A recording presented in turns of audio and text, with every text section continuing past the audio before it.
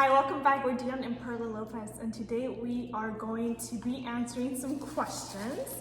So I have about 10 to 15 questions in here that we will be talking about. We're going to be talking about marriage. That's the subject of today. It's marriage and relationships. So thank you for your support, and if you haven't already, don't forget to subscribe, like, and share. Yes. Okay. Share. So go ahead, you choose your first my question. choice? Yeah, my first question. Wait, who answers it, me or you? Both. Both? Well, mainly you. Mainly me. But if I have something to say, I will. Yeah, you can answer. She can answer this one. What systems do you have in place, like cleaning house, planning, communicating? So you have something right here. So it's mainly about systems in marriage and systems in your relationship so that you can have a better day, a better week, a better relationship in general. So I think that we've been getting better at it. We're not perfect, but leveraging our resources and leveraging our calendar. Our calendar is in sync. Anything that goes on there pops up on his phone, and then it pops up on mine, so that we know where we are like all the time. We know what's going on. We don't double book things, and we can always look at our calendar in advance and see what's going to be happening that week. That's one of the systems we have in place. And then another system lately that we've been working on is our household system. So who does what at the house, who cleans, who takes out the trash, what else? Why am I answering your question? Because you're my wife. Lots of communication, though, I would say, because you cannot over communicate. You just can't. But that's been huge in the sense that we just be able to open up and be vulnerable. And I know for a guy that sounds like, what, vulnerable? What does that mean? Because there's something that you want your spouse to do for you, or maybe something that you want to understand from your spouse, like why they do something. Ask. Sometimes us guys, we internalize that stuff and we carry it around with us. So I would just suggest, like, have that conversation. Be courageous. It's like, what's the worst thing that could happen? Like, you just talk it over and able to share, like, hey, you do this thing that for whatever reason doesn't flow with my calendar or flow with my systems that I have in place. What can we do in order to be able to come together and find a solution? And I've learned to do it with that spirit. I say, hey, Perla, there's something that I need from her. I say, hey, Perla, can you help me with this? Can you do such and such, or can we sit down and talk about this, because this is bothering me, or I feel like we need to improve in this area. And just the other day we did that. We did a list of negotiable stuff and non-negotiable stuff that we need to get done during the week, right? Well, what do you think we're going to prioritize? Our non-negotiable. What's important? Exactly. So communication, I can't say enough. Yeah, and it reminds me of what someone said. They said, we can't read your mind. So thinking or expecting them to do something just because you think that's the right way to do it, they don't know that. They don't know that. So being able to express that and communicate that across, it's huge. Okay. Question number 2. Next question. How well do you handle disagreements with each other? Oh boy, that's a feisty one. We don't. We arm wrestle. And I always win. Look at my guns. 22s. Go ahead. Disagreements? Oh man. I think there's been let me just jump in real quick, because I think there's been times, and a lot of times we can always come to an understanding of where the other person is coming from by having a conversation and asking, like, so where are you coming from with a certain a belief or certain way that somebody does things that maybe is not in alignment, not in agreement. Most of the times we're able to just have a conversation. Again, it goes back to communication and understand the other person. Now, it's very, very rare that we have those conversations and we walk away without understanding where the other person is coming from. But that does happen. So let me help you guys with that as well. You just have to agree to disagree. Yeah. And that's okay. Just, I'm going to agree to disagree. I don't look at things that way. And if it's vital, you know what I'm saying? Like if it's gonna cause you guys to break up, then definitely figure that out. But you'll realize that most things aren't as big as you think they are. At least that's what I've learned, that it's not as big. We make a way bigger deal out of that stuff in our minds, but when we express it, we talk about it, we seek to understand the other person and where they're coming from, we realize it's really not that big of a deal. I think also it's not adding more to the fire. Like, obviously, if someone is emotional about this thing or what's going on, someone is emotional about it, it's really big for them at that moment. But you looking from the outside might not be as big, like what you were talking about. So, not attacking them back. Because it is easier, like selfish nature, to attack them and to defend yourself, which obviously we've all done. I mean, we've done it in our marriage too, but it's important to just, okay, I hear you, and then talk about it. We had a situation like that today. I can't remember We did? what happened. Yeah, we did, similar. What happened when we were playing pool? And man, I felt like, whoa. And then you're like, you got mad. Remember? No. Oh, good. I remember. Are you gonna let that go? No, I've already let it go a long time ago. No, I don't remember that. Yeah, but we were playing pool and you said something and then you're like, are you mad? And then I just got real quiet and I started playing really good and I beat you. Okay, next question. Next question. She doesn't remember. And the reason why is And that goes back to it's what so you were funny. saying. Next question. What does it mean to love your spouse like Jesus loved the church? Wow, that's such a good question. What does it mean to love your spouse like Jesus loved the church? I think beforehand we need to understand kind of how much Jesus has done for the church and continues to do for his bride.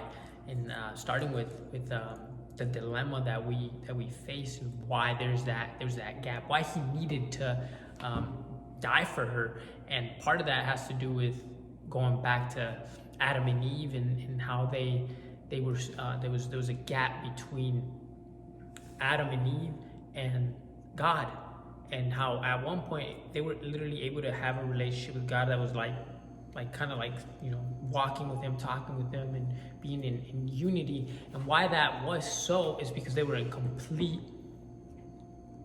dependence. They were completely dependent on him. But we see how they ate from the tree of knowledge of good and evil, how that changed. And it's not because they ate the fruit that was the great rebellion. It was the fact that them choosing to do that was like telling God, like, we don't want to be dependent on you anymore. We want to be independent. We want to do our own thing. We don't need you, right? And God, being the gentleman that he is, was like, okay, cool. Well, you know, that's the consequence. But then they served the consequences of that, and the consequences were that, for one, now they know good and evil, where beforehand they were eating from all the other trees, including the tree of life. And so that being said, Jesus loved the church so much so that he gave up himself for her, so that she could eat from the tree of life again. Him being the tree of life, he is the tree of life, right? And he loved her so much, even though she had pretty much cheated on him, she had pretty much abandoned him, she had pretty much cast him aside, she had pretty much said, I don't need you. But he was still willing to, no matter what, just not just do good deeds for her, but actually lay down his life. And so I would say, that being said, it's not so much of like, oh, I'm gonna do good thing for my spouse, or I'm gonna be a good person towards them, because you're still eating from the tree of knowledge of good and evil when you do that, right? So it's even more than that. It's sacrificial. It takes some real intention, and it takes from you to personally go back to Jesus yourself and eat from that tree of life. When you start eating from the tree of life with Jesus Christ, then you can truly love your spouse the way we're designed to love one another, right? If we're out of that relationship, we're still only eating. We could still be good towards our spouse. We could be bad towards our spouse, right? We could be evil towards them, because we're eating from the tree of the knowledge of good and evil. right? So that's all we're capable of, but it's limited. Where Jesus said, no, come and eat from the tree of life. He said, I am the way, the truth, and the life. Therefore, I'm convinced that in order to be able to truly live out that life that God intended us, live out the marriage that God intended us to live, it's a matter of first being connected with Him, making Him our primary relationship, and drinking from His, His well of water that we'll never thirst again. And how could we expect to love our spouse if we're not being poured into by something greater than ourselves? And that's been my experience, and also just reminding myself too, like, Dion, it's not all about you, bro. Mm-hmm. It's not all about you. When times sometimes get tough, and maybe, I don't feel like it, right? That's always going to happen to us. I just remind myself it's not all about me. So I have to man up and do what's necessary to move our relationship forward. Yeah, that's really good. Next question. How many kids do you want? Don't ask me. I would like 6 kids. It's always been on my heart to adopt since I was a little girl, so I would like to have 3 of our own and then be able to bless 3 little ones that we could adopt in the future. So definitely a big family. My grandma had 20, so keeping that going. Okay, your turn. What's your love language? My love language is all 5 love languages. And they are words of affirmation, physical touch. I like physical words of affirmation with gifts and acts of service and touch. I think for you, and there's quality time too. Quality time. That's a good one. So which one? I used to be a really, very much so quality time guy. I don't know why I've shifted from that. Not so much anymore. What is it now? I don't know. I think it's more of words of affirmation. I can see that. I'm thinking that right. I'm kind of. I feel like they change. Yeah, in the season that you're in, definitely. Mm-hmm.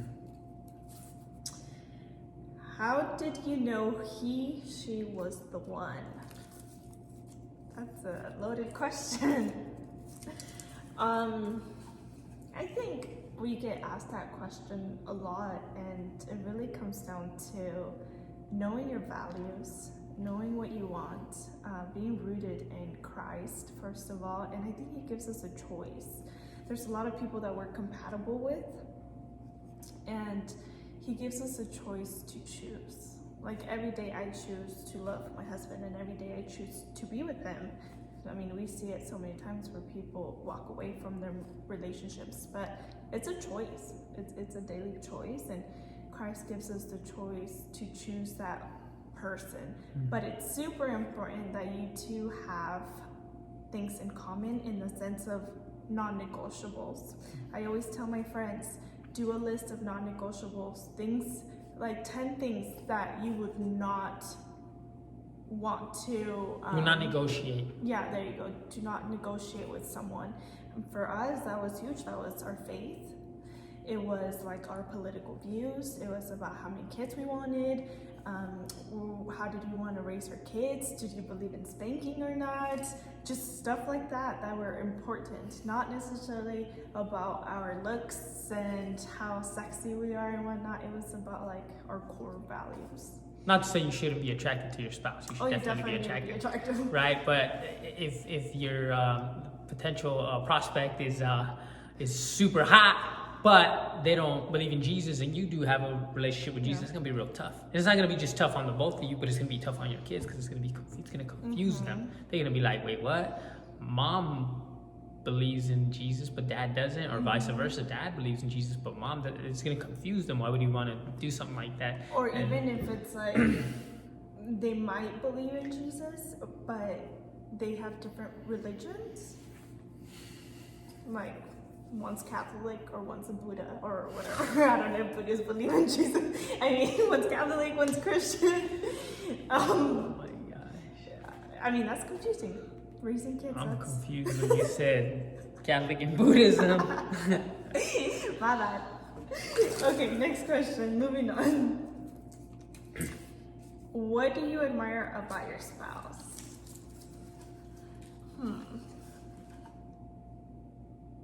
We're waiting. No, you had to answer No, that you one. have to answer that one. I think I admire his leadership. He is really in this journey right now of wanting to grow his leadership, and just the man he's becoming, and seeing how rooted he is with God. It's super inspiring. I love that about you.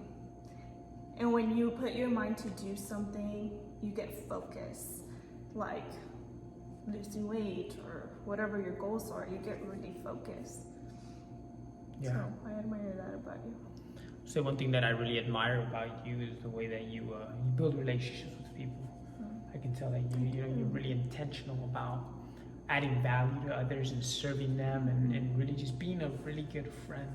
And you do that for me as well, but I see how you do that with others, and I see how you impact other people's lives, and I respect that a lot. It's something that I've definitely had to learn from, because it's a challenge, right? And it's a matter of being able to get outside of yourself, and you're really good at that. So I love people. Okay, how do you show love to each other? Oh.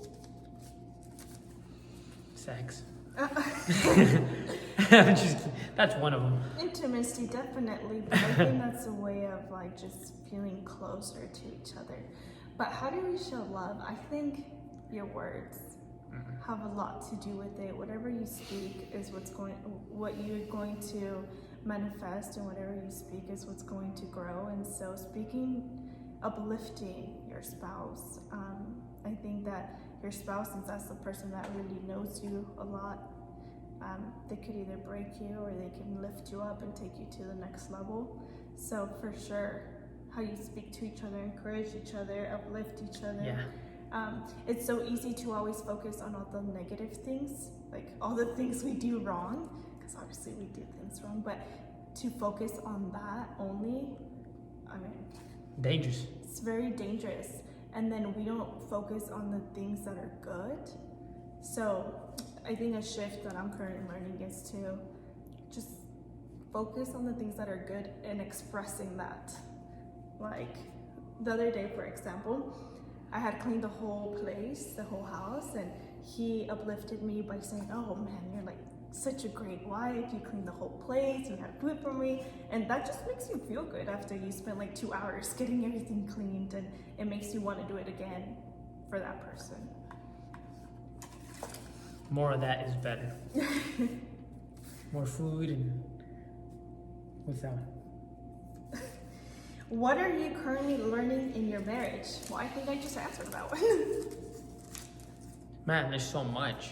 There's so much to be learned, but one big thing for us is just really I can't emphasize enough dialing in that communication piece. Just really dialing in, because a lot of times in the past I would have these great ideas of how I want to put these systems in place, and I want to do this, and I have these goals, and I have this vision, and I want to go down this direction, but I would not communicate that vision and direction to my wife. So I was just like, boom, I'm on it. I'm on this path. I'm on this trail. I'm on this mission. I'm going. And she's not aware of it. So then it's like, it causes confusion, and it causes somewhat of a distance, because she just like, what's going on with him? Why is he so like adamant about wanting to do things this way? Or now I'm learning that if I'm going to put in a new system in place that's going to affect my life, it's probably going to affect hers. Right? So letting her know, hey, this is what I'm thinking. I think this is what things are gonna look like. So what do you think about this? Or hey, can you help me with this, because I'm putting this new system in place where I'm gonna be, working towards this project, and I need you to take up some responsibilities for me. Can you do that for me so I don't have to worry about this? And that was part of like that time when she, got down and dirty and started, do some cleaning and really focusing in preparing dinner and washing our clothes and just doing a lot of household stuff, because I had some projects going on that were really taking up a lot of my time and my capacity. So yeah, a lot of my brain space. So I had to ask her for that favor. And then when she did do that, I wasn't just like, that's what she's supposed to do, right? Like that wasn't my attitude. If I want to see more of that, then I was intentional about saying, oh wow, thank you. I was super grateful for it, and I emphasized how grateful I was for the fact that when I got home, I didn't have to think about that stuff, because she followed through it, and it It's been really good. Last question. What books do you recommend for people that are married or people that are thinking about marriage? For me, I would highly recommend Love and Respect. It's such a great book. We read it before we got married, and it talks about how men crave respect and women crave love, and how it's a cycle. And if you want your marriage to function, you gotta be able to give him respect so that in return he can give you love. And I love that book. And then obviously, Boundaries was a really good one. Set boundaries. There's one specific for marriage, but I read just the general boundaries, and that one was great. Helps you say no when you need to say no, and help you to say yes when you need to say yes. Can you think of any other one?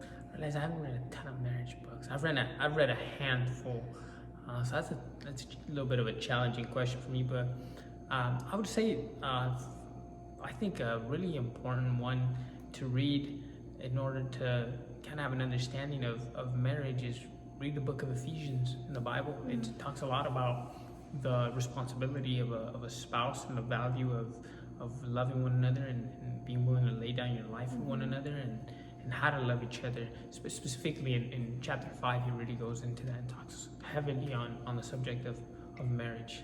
Yeah, that's really good. And I think that concludes our questionnaire for today. But thank you guys. We love you and can't wait for the next one. That's it. See ya.